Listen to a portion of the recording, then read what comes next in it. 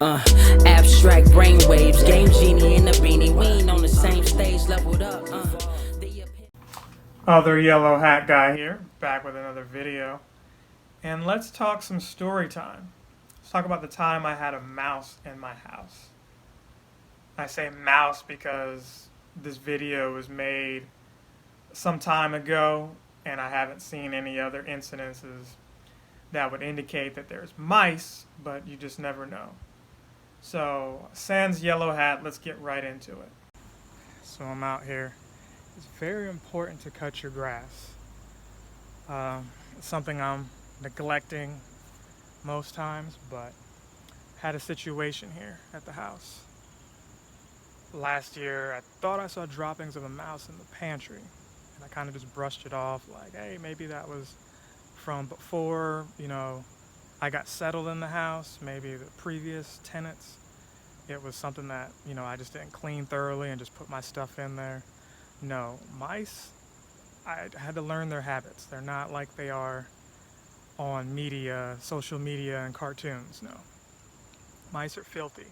And if they find an area that somewhat serves them, that's food, water, warmth, they'll find a way. They've got really keen senses, noses, I don't know how, but I'm assuming that's the way to track where food is. Why is the grass important? Well, mice like grains. They like to be in fields, those kind of areas. So if your grass is high, that's already attractive to them. The next thing is, where are they making holes to get into your home?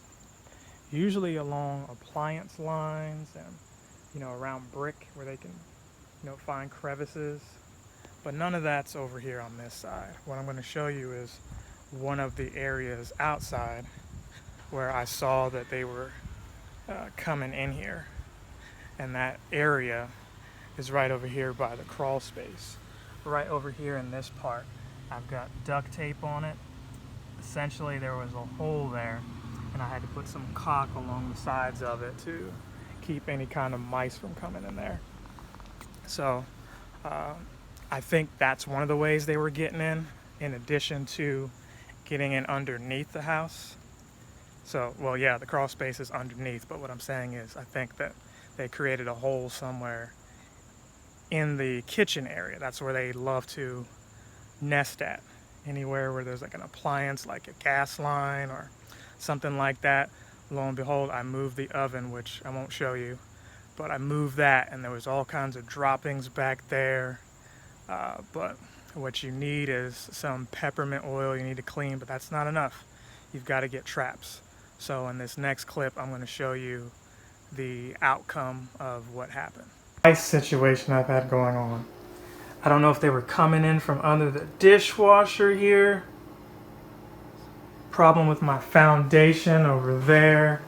When I took the stove out, yeah, I got an old stove. I haven't bought a new one yet, but I'll update and give them those fancy smancy new ones. Like the rest of you. I think they were getting under here. And by they, I mean just one. It was really one. Could have been more. In the pantry in here. They were getting in here. I had to put some weather stripping in the bag. Apologize for the bad lighting, but put some cotton swabs down here, some sponge, some magic eraser sponge, excuse me, with some peppermint oil. They don't like peppermint oil. It actually works. My problem was I also made this trap here with peanut butter, but he wouldn't get up the ramp, so I had to buy these Tomcat snap traps to catch him, and I actually caught him. So I've got this second one out here because it's 2:35 a.m. but I saw some mouse droppings up on my counter. They love to get on my counter because, well, I had sweet stuff up there and snacks and cereal, stuff I had to end up putting in Rubbermaid. But I had this form in here that I didn't do a good job of cleaning, so when they smelled the meat and everything, they'd jump up here. I had to eventually wash all my silverware because the little snots would get up under the cabinets and crawl up there And you just don't know, even though you don't see droppings, that doesn't mean the mice didn't get, you know, their fur. It's got salmonella and all kinds of other crap on there. I'm not sure they like carpet, but I don't think they really care. I think it's a matter of preference. What can we chew through? I've got candles lit. So, you know, I don't like mice. Mice are like, you know, they're cute and cuddly like Mickey Mouse on the outside. But what they do on the inside of your house is tear up everything. So without showing you all my house so you can dox it, I just wanted to show you real quick what it was like, what I had to go through in a little quick summary. So where is the little bugger? He went under all these cords in my game area in the dining room. You can't really see him. I apologize. I could get closer. But the trap is back behind there, this little box area. If I could get closer, he's not moving anymore. But I still think he's over there. I can see the tail still.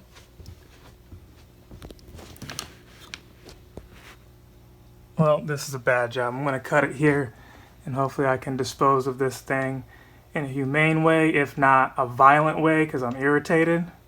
So I'll see you guys in a few. Alright, so I am not proud of what I just did. On the other hand, I'm proud that I didn't call an exterminator to do this, and that I was able to do it myself.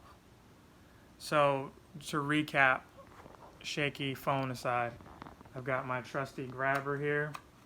It's been sitting in one of my extra rooms for God knows how long, and I really had no purpose for it. None whatsoever. It was just like, you know, picking up litter. And I thought about the other day putting it in the garage, and I said, you know what? I'm going to need it at some point. Let me just keep it where it is.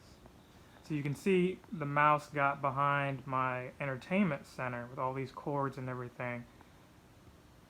It evidently caught it by its leg. Caught the mouse by its leg. I thought it by its tail. I've read stories where mice will sacrifice limbs and, you know, they'll rip their tail off or chew it off just to get out of the trap. I didn't think this trap was any good because I was hoping that it would hold the mouse in place.